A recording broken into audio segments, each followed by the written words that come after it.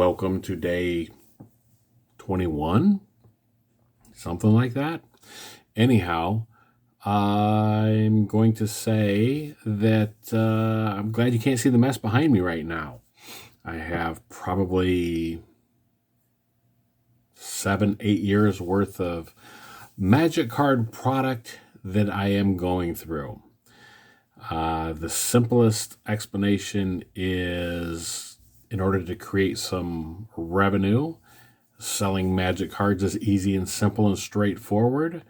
And that is something I can rely on. So we're going to start with that as a initial investment. I think that's the best way to start this. Actually, I've jumped right into it. What I was going to say initially was clarification of a few things. When I talked a couple days ago about not knowing exactly how much to share, where boundaries should be, it was because I don't know how much I want to talk about money. I don't want any of this to be seen as a attention grab and a complaint or a begging for money type thing. The idea of this was to document my not having a job and trying to be an entrepreneur. So that should be the main focus. So I guess instead of talking about specific money amounts, the best way to look at this is to address what the feelings are, regardless of the money that's there.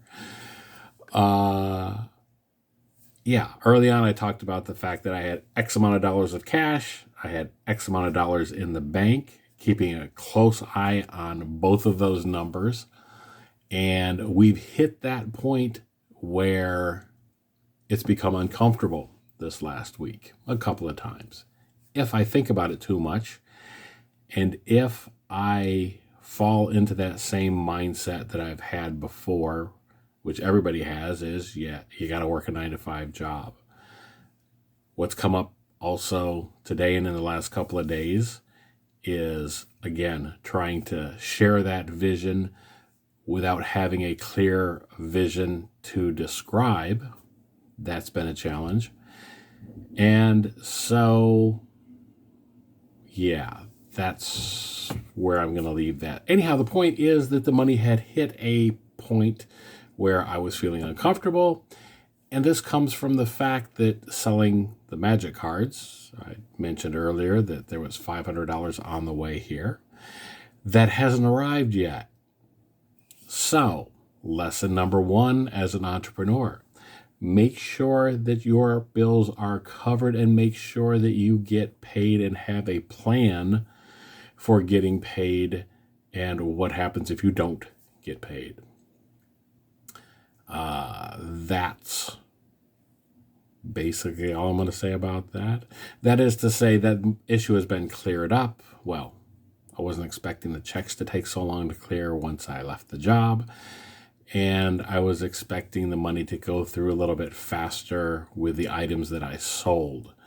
So that's cleared up. The money should arrive in the bank account soon. We should be back on track and feeling more comfortable.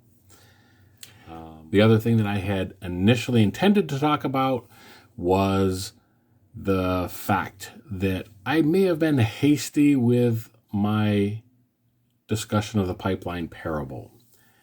And we spent this past week, getting up early, going to work a little bit earlier, getting much of our job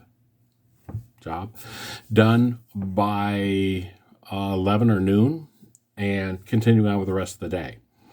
The thing there is, how did that tie into the parable of the pipeline? It ties in because actually initially I dismissed that book as being something that you didn't necessarily need to read if you already had plans, if you'd already listened to various other authors and so on and so forth. The fact is, it's actually good to hear, and I found myself being reassured by what I had read I will include a link to the parable of the pipeline so that you can actually see it. You don't have to read it necessarily yourself. I won't paraphrase it because I would probably butcher it. So instead of doing that, I will just say there's a point where you have to understand that you are doing things that are going to pay dividends down the road. And it's very easy to become discouraged and lose sight of that, lose focus of that. But if you think about this and understand that everything you're doing is laying the groundwork and the foundation for something better and stronger, it makes the days go a little easier. Is that making sense? Is that sounding too cryptic? Is it a little bit too weird? I don't know. Anyhow, that's where we are at on day 21. So if you stuck around to the end of this, well, thanks for that. Be sure to throw a like and a subscribe if you choose. And more importantly, tell me what you think about these videos. Give me any comments, questions, or concerns. I will address and read everything that you put in the comments. So whether you do that here or on Facebook, I look forward to hearing what you have to say about this journey, whether you've got encouraging words for me or you think I'm completely nuts. Whatever it is, I'd like to hear it.